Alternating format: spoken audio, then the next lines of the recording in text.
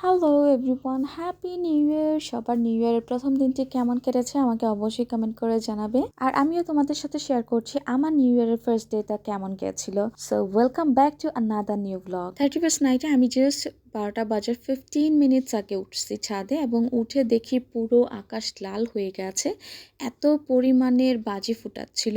তো এই বছরে একটা দিনই আমরা গিয়ে এত পরিমাণের ফায়ারওয়ার্কস দেখতে পারি, আর এটা দেখা তো কোনোভাবেই মিস করা যাবে না, এত সুন্দর জিনিস।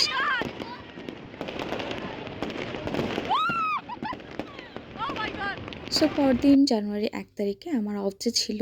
তো আমি গিয়ে একটু রেডি হয়ে নিই, কারণ আমার বাসার কাছেই কোথাও একটা যাব। শোভা এদিকে রেডি হচ্ছিল, তো আমরা রেডি হয়ে বের হয়ে লায়নে চলে যাই, কারণ ওটার উপরে ফুড লফট আছে, আর ফুড লফটে অনেক টাইপের রেস্টুরেন্ট আছে যেখান থেকে খাবার পিক করে খাওয়া যায়। সো এই তো আমরা যাচ্ছি, অ্যান্ড এই তো আমরা পৌঁছেও গেছি অলমোস্ট।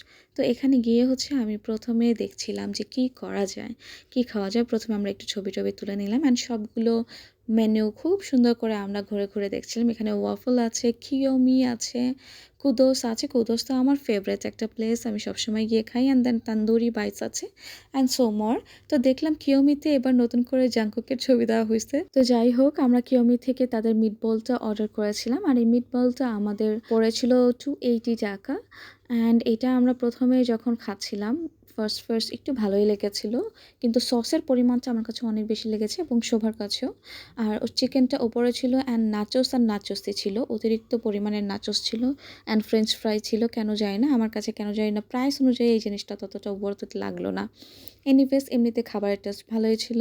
তো এই তো আমি খেতে গেলে পড়বে না, এটা কখনোই হতে পারে না। তো আমি আবার হোয়াইট সোয়েট পরেছিলাম, এই জন্য তাড়াতাড়ি সুন্দর করে জায়গাটা মুছে ফেলছিলাম যাতে কোনোভাবে আমার সোয়েটারে না লাগে। দেন সেখান থেকে বের হয়ে আমরা এই ব্রেসলেটগুলো দেখছিলাম, এগুলো খুবই সুন্দর ছিল, কিন্তু সময় পাচ্ছিলাম না দেখার জন্য, কারণ দোকান সব বন্ধ হয়ে যাচ্ছিল। তো আমরাও ঝটপট বের হয়ে গেছি যে পরে আরেকদিন কেনা যাবে। তো এখানে লায়নের ঠিক বাইরেই এই জিপসামগুলো ছিল, এই জিপসামগুলো খুবই সুন্দর। আমিও এখান থেকে কিছুটা নিয়েছি আমার ড্রেসিং টেবিলে রাখার জন্য। আর এদিকে তার পাশে একটা মোমো স্টল ছিল, এখান থেকে মোমো খেয়ে নিলাম।